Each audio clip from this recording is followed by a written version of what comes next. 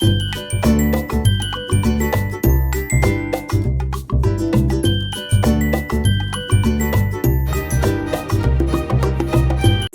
To Suma study circle. ఈరోజు మా ఛానల్లో ఆగ్నేయ ఆసియా రామకథ పేరుతో రామాయణం ఆగ్నేయ ఆసియా దేశాల్లో ఎలా విస్తరించింది అనేది సరదాగా ఇవ్వడం జరిగింది.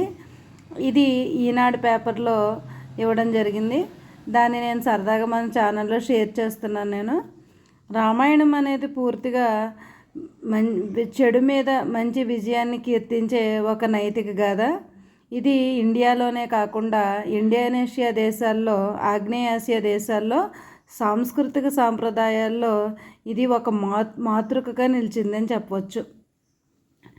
ఆయా దేశాల్లో ఉండే నృత్య రూపకాల్లోనూ, సంగీత నాటక రీతుల్లో, చిత్రనాట్య కళలు, ఆచార వ్యవహారాలు, పరిపాలనా విధానాలు అన్నిటిలోనూ కూడా రామాయణం ఒక అంతర్భాగంగా ఉందని చెప్పడంలో సందేహం లేదు.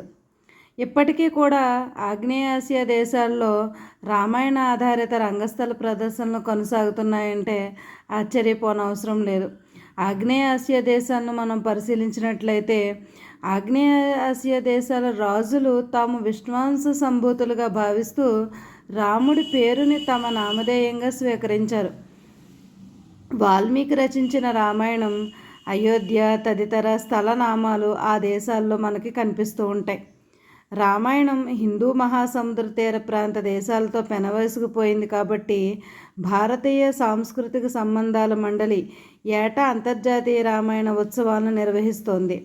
అంటే ఎంతగా రామాయణం ఆగ్నేయాసియా దేశాల్లో పెనవేసుకుపోయిందంటే మనం ప్రతి సంవత్సరం కూడా ఉత్సవాలు చేసుకునేంత స్థాయిలో రామాయణం ఆగ్నేయాసియా దేశాల్లో పెనవేసుకుపోయిందనమాట. రామాయణం ద్వారా ప్రజలు ప్రపంచ అనుసంధానం ఎలా జరుగుతుందో ఈ ఉత్సవాలన్నీ కూడా మనకి గుర్తు చేస్తూ ఉంటాయి.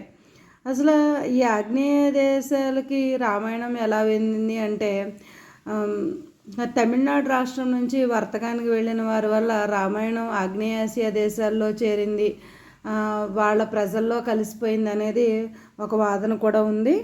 అయితే నేడు ఆగ్నేయ ఆసియా దేశాల్లో రామాయణం వివిధ రకాల పేర్లతోటి పిలవడం జరుగుతుంది. రామాయణాన్ని థాయిలాండ్ దేశంలో రామాయణం రామ్కీన్ పేరుతోటి చాలా ప్రఖ్యాతిగాంచింది.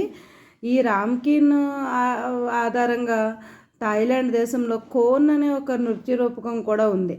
అలాగే ఫిలిప్పీన్స్ దేశంలో మహారాధా లావణ అనే పేరుతోటి రామాయణం రూపాంతరం చెందింది. ఈ ఫిలిప్పీన్స్లో సింగ్ కిల్ అనే ఒక నృత్య రూపకంతో ఈ రామాయణం ముడిపడి ఉందని చెప్పవచ్చు.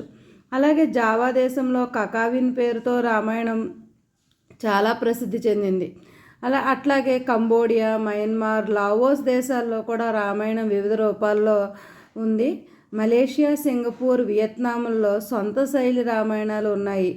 వారి దేశాలలో రామాయణం అనేది అంటే ఆగ్నేయ ఆసియా దేశాలలో ప్రతి దేశంలోనూ కూడా రామాయణం ఏదో ఒక రూపంలో ప్రజల యొక్క సంస్కృతి సాంప్రదాయాల్లో కలిసిపోయిందంటే రామాయణం గొప్పతనాన్ని మనం అర్థం చేసుకోవచ్చు అనమాట.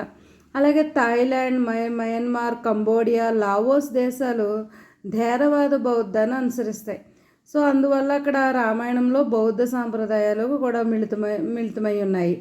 మయన్మార్ దేశంలో అయితే రామాయణాన్ని యామయణ లేదా యామాజాట్గా వ్యవహరిస్తారు. మయన్మార్ దేశంలో రాముణ్ణి యామగా, సీతను తెడాగా పిలుస్తారనమాట.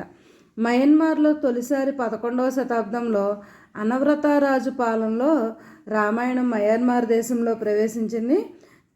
అలాగే థాయిలాండ్ జాతీయ కావ్యం రామ్కీన్ ఇది 700 సంవత్సరాల క్రితం చక్రీ వంశరాజు రామా వన్ పాలనలో రచించడమైందనమాట. సాంప్రదాయ బర్మీస్ నాట్య శైలిలో రామాయణం అనేది ప్రధాన ఇతివృత్తంగా ఉంది. లావోస్ జాతీయ ఇతిహాసం ఫ్రాలాక్ ఫ్రారామ్ పేరులోనే రామాయణం ఉందన్నమాట. ఈ విధంగా అన్ని ఆగ్నేయాసియా దేశాల్లోనూ కూడా రామాయణం ఏదో ఒక నృత్య రూపంలో కానీ, సంస్కృతి సాంప్రదాయాల రూపంలో కానీ, వారి జాతీయ ఇతిహాసాల కింద కానీ రామాయణం అనేది ఏదో ఒక రూపంలో ఆగ్నేయాసియా దేశాల్లో ఉంది అంటే మనం చాలా గర్వంగా భావించవచ్చు మనం. అలాగే గంగా నది భారత్కి ఎలా అయితే జీవనాడో మెకాంగ్ అనేది ఆగ్నేయాసియా దేశాలకు జీవనాడి గంగా నది స్థానంలో వారు మెకాంగ్ నదికి స్థానం ఇచ్చారు రామాయణంలో. అలాగే లావోస్ ప్రజలు రామాయణాన్ని బౌద్ధ జాతక కథగా, రాముణ్ణి గౌతమ బుద్ధుడి యొక్క అవతారంగా పరిగణిస్తారు. బుద్ధుడిని మోక్ష మార్గానికి దూరం చేయడానికి ప్రయత్నించిన మారా అనే దుష్టశక్తికి ప్రతీకే రాముడని వాళ్ళు ప్రధానంగా నమ్ముతూ ఉంటారు. ఇండోనేషియాలో ఇప్పటికీ రామాయణంతో పాటు భారతీయ పురాణాలు జనాదరణ పొందుతున్నాయి. జావా ద్వీపంలో యోగ్యకర్త నగరం పేరు రాముడి రాజధాని అయోధ్యకు అపభ్రంశ రూపం.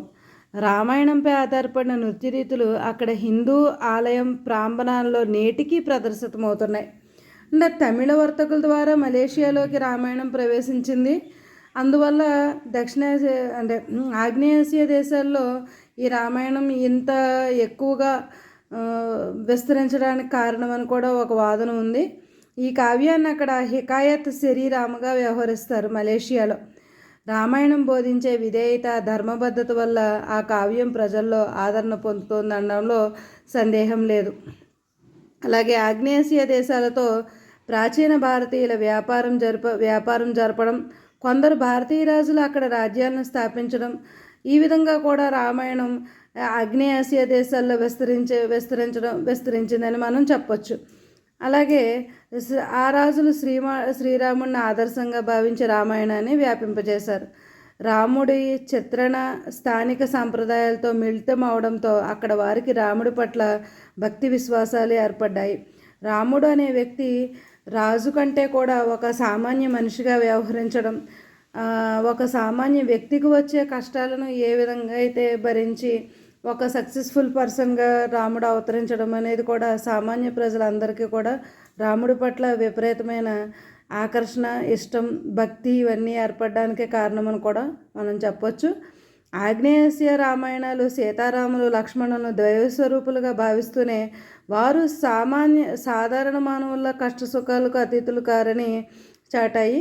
రావణుడు అహంకారపూరితుడే కానీ ఆయనలోనూ ఉదాత్త లక్షణాలు ఉన్నాయని ఆగ్నేయాసియా రామాయణాల్లో చెప్పడం జరిగిందనమాట. అక్కడి రామాయణ జాల మూల కథలన్నీ మార్పు చేర్పులు చేసిన అందులోని సందేశం, ఆదర్శం మాత్రం వాల్మీకి రచించిన రామాయణానికి దగ్గరగానే ఉన్నాయి. అంటే మాతృక అనేది వాల్మీకి రామాయణానికి దగ్గరగానే ఉంది తప్ప మాతృకలో ఎటువంటి మార్పు రాలేదని మనం అనుకోవచ్చు. Thank you friends.